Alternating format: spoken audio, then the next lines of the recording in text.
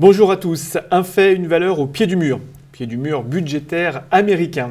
Alors Isor, quelques mots d'explication quand même. Alors tout d'abord, quelques chiffres. Le déficit est effectivement colossal aux États-Unis.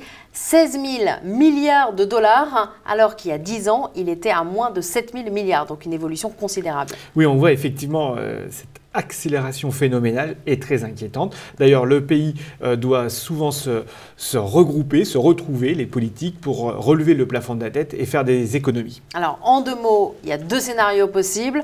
Soit une hausse des impôts, et ça c'est la thèse qui est prônée par Barack Obama et les démocrates, soit une baisse des dépenses, et ça c'est la thèse au contraire des républicains. Oui, mais c'est là où ça bloque, Isor.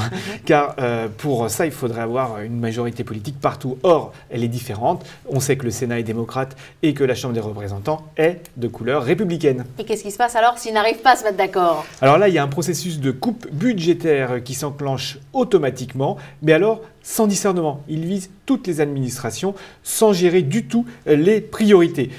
Alors, ce qui est également surprenant, c'est que les marchés actions, cette fois-ci, semblent ne pas tellement s'en préoccuper. Effectivement, vous avez raison. En décembre 2012, on voyait bien que les marchés étaient pendus à toute nouvelle information.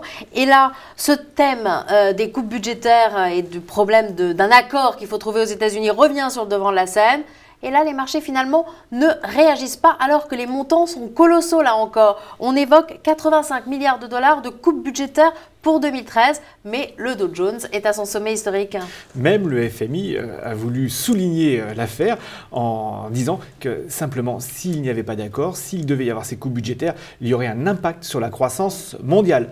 Vous parliez de sommet historique pour le Dow Jones, c'est bien, sachez Isor que cette semaine, deux valeurs du CAC 40 sont arrivées à leur sommet historique. Il s'agit d'Essilor et de ADS, mais nous allons surtout évoquer Veolia. Absolument, parce que Veolia a de bonnes nouvelles à nous annoncer.